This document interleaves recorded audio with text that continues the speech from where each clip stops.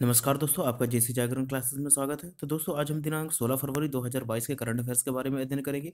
आशा करता हूं कि मेरे द्वारा जो भी बताया जाता है आप उसे नोट डाउन करते हुए चल रहे होंगे एवं उसे आप दोस्तों रिपीट कर रहे होंगे।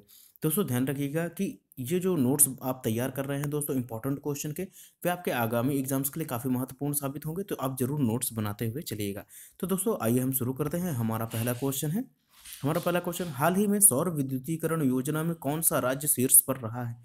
तो दोस्तों, आपके ऑप्शंस हैं गुजरात, कर्नाटक, राजस्थान, उड़ीसा। तो दोस्तों, इसका सही आंसर है हमारा सी नंबर, राजस्थान। दोस्तों, राजस्थान अभी हाल ही में दोस्तों विद्युतीकरण योजना के लिए दोस्तों अभी हाल ही में सौभाग्य योजना स्टार्ट किया गया था। ठीक है दोस्तों, इसी के आधार पर दोस्तों सौभाग्य योजना के अंतर्गत ही दोस्तों सौर विद्युतीकरण किया जा रहा है, जिसमें दोस्तों पहला स्थान किसने प्राप्त किया है? दोस्तों, राजस्थान ने प्राप्त किया है। तो दोस्तों, आइए हम पढ़ते हैं राजस्थान के बारे में। दोस्तों, मैंने कुछ प्रीवियस वीडियोस में आपको राजस्थान के बारे में बताया था। तो दोस्तों, अभी हाल ही में राजस्थान में मरु उत्सव व दोस्तों मांड उत्सव एवं दोस्तों पुष्कर मेला भी मनाया गया है। ठीक है दोस्तों, आप इन्हें ध्यान रखिएगा। एवं दोस्तों ध्यान रखिएगा कि अभी हाल फिलहाल में ही दोस्तों ध्यान रखिएगा कि ये तो दोस्तों कौन सा है दोस्तों? ये तो उत्तरी भारत है या भारत के संदर्भ में है। लेकिन दोस्तों, अगर आपसे पूछा जाए कि विद्युतीकरण योजना में पहाड़ी राज्यों पर कौन सा शीर्ष राज्य रहा, तो दोस्तों वह है सिक्किम। सिक्किम व दोस्तों हिमाचल प्रदेश। एवं दोस्तों, अगर आपसे यूनियन टेरिटरी केंद्र शासित प्रदेशों के बारे में पूछा जाता है, तो दोस्तों विद्युतीकरण योजना में दोस्तों जम्मू कश्मीर दोस्तों प्रथम स्थान प्राप्त किया है। ठीक है दोस्तों, तो आप इन सभी चीज़ों को जरूर नोट डाउन कर लें। आइए हम अपने अगले क्वेश्चन में चलते हैं।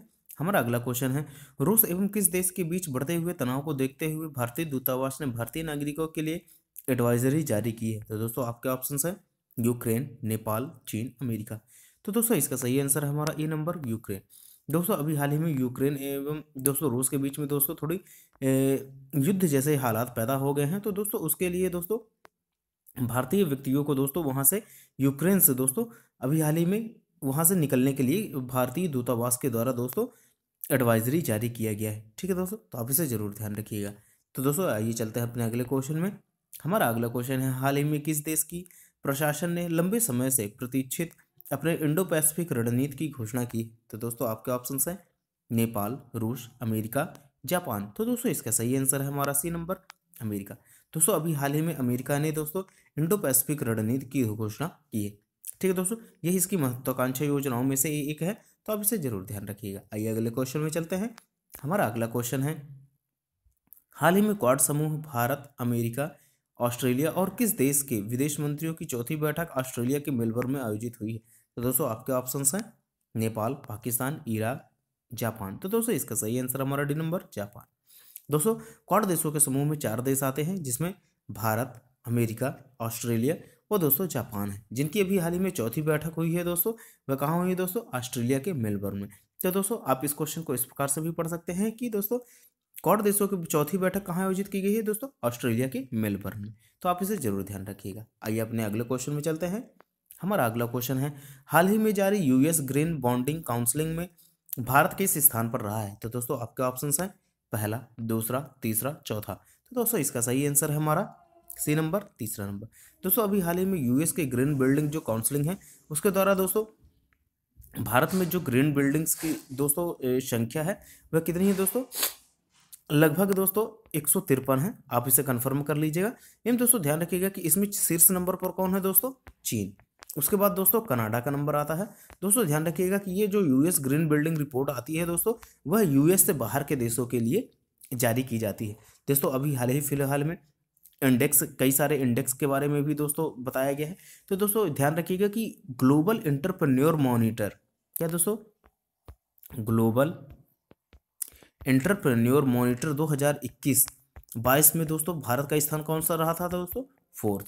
एवं दोस्तों ध्यान रखिएगा कि डेमोक्रेटिक इंडेक्स में भारत का स्थान 46 नंबर पर रहा था। ठीक है दोस्तों, अब इसे जरूर ध्यान रखिएगा। आइए अपने अगले क्वेश्चन में चलते हैं। हमारा अगला क्वेश्चन है, हाल ही में किस देश ने आधिकारिक तौर पर कोआला को लुप्त प्राय प्रजाति के रूप में घोषित किया है? तो दोस्तों, आपके ऑप्शन हैं नेपाल, भारत, रूस, ऑस्ट्रेलिया। तो दोस्तों, इसका सही आंसर है हमारा डी नंबर, ऑस्ट्रेलिया। दोस्तों अभी दोस्तों जो कोआला एक दोस्तों लुप्तप्राय प्राणी है, जिसे इंडेंजर्ड श्रेणी में रखा गया था। दोस्तों अभी हाल ही में ऑस्ट्रेलिया देश के द्वारा दोस्तों कोआला को लुप्तप्राय प्रजाति के रूप में दोस्तों घोषित कर दिया गया है, तो आप इसे जरूर ध्यान रखिएगा। आइए अपने अगले क्वेश्चन में चलते हैं। हमारा अगला क्वेश्चन है, हाल ही में प्रकाशित एक शोध में पता चला है कि असम का किस राष्ट्रीय उद्यान जितना कार्बन अवशोषित करता है उतना ही उत्सर्जित करता है। तो दोस्तों आपके ऑप्शंस हैं काजीरंगा राष्ट्रीय उद्यान, ओरंग राष्ट्रीय उद्यान, मानस राष्ट्रीय उद्यान, डिब्रू सैखोवा राष्ट्रीय उद्यान। तो दोस्तों इसका सही आंसर है हमारा ए नंबर, काजीरंगा राष्ट्रीय उद्यान। दोस्तों आप जैसा कि जानते हैं कि जहाँ पे दोस्तों खदानें होती हैं या फिर दोस्तों जहाँ पे मलबा होता है, तो वहाँ पे दोस्तों गीली मिट्टी कहते हैं तो दोस्तों वहाँ पे कार्बन उत्सर्जन काफ़ी अधिक मात्रा में होता है। लेकिन दोस्तों इस राष्ट्रीय उद्यान की विशेषता यही है कि दोस्तों जितना अधिक कार्बन का उत्सर्जन यहाँ से होता है, दोस्तों उतना ही इसके द्वारा जंगलों के द्वारा अवशोषित कर लिया जाता है। मतलब न्यूट्रलिटी इसकी जीरो है। ठीक है दोस्तों, तो आप इसे जरूर ध्यान रखिएगा, जो कि हमारे पर्यावरण के लिए काफ़ी अच्छा है। तो दोस्तों आप इसे जरूर ध्यान रखिएगा। दोस्तों काजीरंगा राष्ट्रीय उद्यान किसके लिए फेमस है दोस्तों? गेंडों के लिए। ठीक है दोस्तों, चलिए हम अपने अगले क्वेश्चन में चलते हैं। हमारा अगला क्वेश्चन है, वित्त मंत्रालय ने हाल ही में कृषि अवसंरचना विकास उपकार को 7.5% से घटाकर कितने परसेंट करने की घोषणा की है? तो दोस्तों आपके ऑप्शन हैं 3%, 4%, 5%, 7%। तो दोस्तों इसका सही आंसर हमारा सी नंबर 5%। दोस्तों अभी हाल ही में वित्त मंत्रालय ने कृषि की अवसंरचनाओं को दोस्तों विकास उपकर को दोस्तों ये एक प्रकार से टैक्स है, जिसके दोस्तों पहले 7.5% लगा करता था, जिसे अब घटाकर दोस्तों 5% कर दिया गया है। ठीक है दोस्तों, अब इसे जरूर ध्यान रखिएगा। आइए अपने अगले क्वेश्चन में चलते हैं। हाल ही में भारत किस वर्ष तक कृषि में डीजल की जगह नवीकरणीय ऊर्जा का इस्तेमाल करेगा? तो दोस्तों आपके ऑप्शन हैं 2023, 2024, 2025, 2026। तो दोस्तों इसका सही आंसर है हमारा 2024। दोस्तों ध्यान रखिएगा कि अभी हाल ही में भारत ने घोषणा की है कि दोस्तों कृषि में जो डीजल यूज किया जाता है, ठीक है दोस्तों, उसके जगह पर अभी हाल ही में दोस्तों नवीकरणीय ऊर्जा का स्थान लेने के लिए दोस्तों कई सारी परियोजनाएं भी चालू की जा रही हैं, जिसके तहत दोस्तों 2024 तक इसे पूरी तरह से रिप्लेस कर दिया जाएगा। ठीक है दोस्तों, ये डाटा युक्त जो दोस्तों क्वेश्चन होते हैं उन्हें आप जरूर ध्यान रखिएगा, क्योंकि दोस्तों जो हमारे ऑप्शंस होते हैं उसमें हमें समझ में नहीं आया करता, इसलिए आप इन सभी चीज़ों को जरूर नोट डाउन कर लिया जाए जिसमें डाटा होता है। आइए अपने अगले क्वेश्चन में चलते हैं। हाल ही में table tennis federation of India के संचालन समिति के अध्यक्ष कौन बने हैं? तो दोस्तों आपके ऑप्शंस हैं इलकर आयेशी, ज्योति देश पांडे, सागरिक घोष, गीता मित्तल। तो दोस्तों इसका सही आंसर हमारा डी नंबर, गीता मित्तल। दोस्तों अभी हाल ही में गीता मित्तल जो है दोस्तों वह एक न्यायाधीश हैं, जिन्हें अभी हाल ही में दोस्तों table tennis federation of India दोस्तों टीटीएफआई का दोस्तों अभी हाल ही में अध्यक्ष नियुक्त किया गया है। ठीक है दोस्तों, आप इसे जरूर ध्यान रखिएगा। अध्यक्ष सॉरी दोस्तों इस समिति का अध्यक्ष नियुक्त किया गया है। दोस्तों इसके अलावा अभी हाल ही में दोस्तों जो इलकर आयेशी हैं, इन्हें अभी हाल ही में एयर इंडिया का सीईओ एवं दोस्तों ज्योति देश पांडे को अभी हाल ही में फिक्की का दोस्तों सह अध्यक्ष नियुक्त किया गया है। इन दोस्तों ये जो सागरिक घोष हैं, इन्होंने अभी हाल ही में दोस्तों अटल बिहारी वाजपेयी के ऊपर दोस्तों अभी हाल ही में इन्होंने पुस्तक लिखा हुआ है। ठीक है दोस्तों, चलिए दोस्तों आइए हम टीटीएफआई के बारे में भी पढ़ लेते हैं, table tennis federation of India, जिसकी स्थापना दोस्तों 1926 में की गई थी, जिसका मुख्यालय कहाँ है दोस्तों? दिल्ली में है।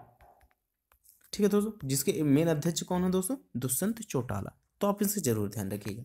आइए अगले क्वेश्चन में चलते हैं।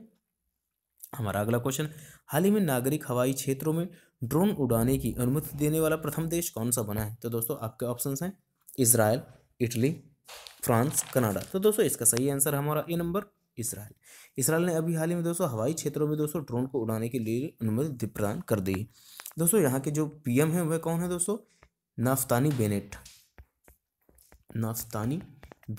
दोस्तों यहाँ की मुद्रा कौन है? New shackle. तो आप इन सभी चीज़ों को नोट डाउन करते हुए चलिएगा। दोस्तों अभी हाल ही में दोस्तों कनाडा की एक न्यूज़ है कि कनाडा ने अभी हाल ही में पहली बार आपातकालीन अधिनियम लागू किया है। पहली बार आपातकालीन अधिनियम किस देश ने लागू किया है दोस्तों? कनाडा ने। ठीक है, इसे आप नोट डाउन कर लीजिएगा। आइए अपने अगले क्वेश्चन में चलते हैं। भारतीय रेलवे द्वारा किस राज्य में सबसे बड़ी कुश्ती अकादमी स्थापित की जाएगी? तो दोस्तों वह राज्य कौन सा है? तो दोस्तों आपके ऑप्शन है हरियाणा, पंजाब, दिल्ली, उत्तर प्रदेश। तो दोस्तों इसका सही आंसर हमारा सी नंबर, दिल्ली। दोस्तों दिल्ली में अभी हाल ही में भारतीय रेलवे के द्वारा दोस्तों सबसे बड़ी कुश्ती अकादमी स्थापित की जाएगी। ठीक है, आप क्या मुझे बता सकते हैं दोस्तों कि रेल मंत्री इस टाइम पे कौन है? तो दोस्तों उनका नाम है अश्विनी वैष्णव। अश्विनी वैष्णव। ठीक है, आइए हम अपने अगले क्वेश्चन में चलते हैं। हमारा अगला क्वेश्चन है, हाल ही में इसरो ने किस पृथ्वी अवलोकन उपग्रह का प्रक्षेपण किया है? तो दोस्तों आपके ऑप्शंस हैं EOS first, EOS second, EOS third, EOS fourth. तो दोस्तों इसका सही आंसर है हमारा डी नंबर, EOS फोर्थ। दोस्तों अभी हाल ही में इसरो ने दोस्तों पृथ्वी का अवलोकन करने के लिए दोस्तों एक उपग्रह प्रक्षेपास्त्र किया है जिसका नाम है दोस्तों FOS 4। इन दोस्तों चलिए आइए हम इसरो के बारे में पढ़ते हैं। इसरो की स्थापना कब की गई थी दोस्तों? 1969 में। दोस्तों इसका फुल फॉर्म क्या है? Indian space research organisation. ठीक है दोस्तों, जिसके अध्यक्ष हैं दोस्तों अभी हाल ही में नियुक्त किए गए हैं दोस्तों के सिवन, जो तो पूर्व थे, अब नए बदल कर हो गए हैं दोस्तों डॉक्टर एस सोमनाथ।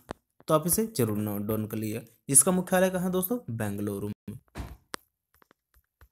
चलिए हम अपने अगले क्वेश्चन में चलते हैं। हमारा अगला क्वेश्चन है, हाल ही में CBI ने कितने करोड़ रुपए की बैंकिंग धोखाधड़ी का पता लगाया है? तो दोस्तों आपके ऑप्शंस हैं 22,842 करोड़, 22,942 करोड़, 23,042 करोड़, 23,142 करोड़। तो दोस्तों इसका सही आंसर हमारा ए नंबर 22,842 करोड़ रुपए का दोस्तों अभी हाल ही में CBI ने दोस्तों धोखाधड़ी का पता लगाया है, जिसमें किस कंपनी के द्वारा किया गया दोस्तों? ABG shipyard.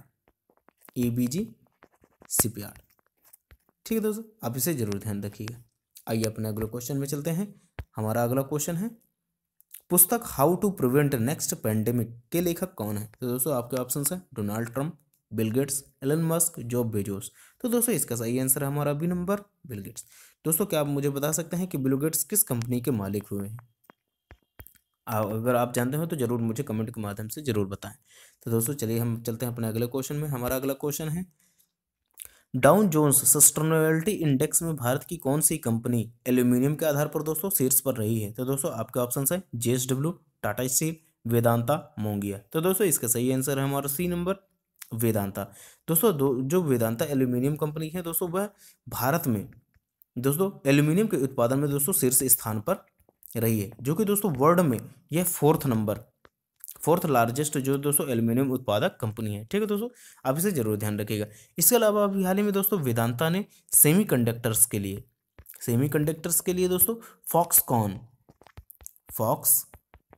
कंपनी के साथ दोस्तों समझौता किया है। ठीक है दोस्तों, आप इसे जरूर ध्यान रखिएगा। इन दोस्तों मैंने कल आपको बताया था कि जो डाबर अपने यहाँ की जो महत्वपूर्ण कंपनी है, उसने अभी हाल ही में दोस्तों 100% प्लास्टिक वेस्ट न्यूट्रल कंपनी घोषित किया गया है। 100% प्लास्टिक न्यूट्रल कंपनी घोषित किया गया है। तो आप इसे जरूर ध्यान रखिएगा। दोस्तों ध्यान रखिएगा कि दोस्तों 15 फरवरी को दोस्तों मैंने एक इंक्लूड नहीं किया है क्वेश्चन, तो आप इंक्लूड कर लीजिएगा। दोस्तों 15 फरवरी को अंतर्राष्ट्रीय चाइल्डहुड कैंसर दिवस भी मनाया जाता है। क्या दोस्तों? अंतर्राष्ट्रीय चाइल्डहुड कैंसर दिवस भी मनाया जाता है, जिसका थीम वाक्य है दोस्तों बेस्ट सर्वाइवल इज अचीवेबल। ठीक है दोस्तों, तो आप इसे जरूर ध्यान रखिएगा। आइए हम अपने अगले क्वेश्चन में चलते हैं, जो कि दोस्तों हमारा कल का क्वेश्चन था। हाल ही में किस देश के वैज्ञानिकों ने अगली पीढ़ी का प्रोबायोटिक विकसित किया है? तो दोस्तों इसका सही आंसर था, आशा करता हूं कि आपसे बन गया होगा। इसका आंसर है दोस्तों दूसरा नंबर, भारत। ठीक है दोस्तों, चलिए हम अपने आज के क्वेश्चन के बारे में पढ़ते हैं। आज का क्वेश्चन है, हाल ही में सरकार ने चीनी मूल के कितने ऐप्सों पर बैन लगा दिया है? तो दोस्तों आपके ऑप्शन हैं 51, 52, 53, 54। तो दोस्तों इसका सही आंसर आप मुझे कमेंट के माध्यम से दे सकते हैं। तो दोस्तों अब हम मिलते हैं अपने नेक्स्ट वीडियो में, तब तक के लिए जय हिंद, जय भारत।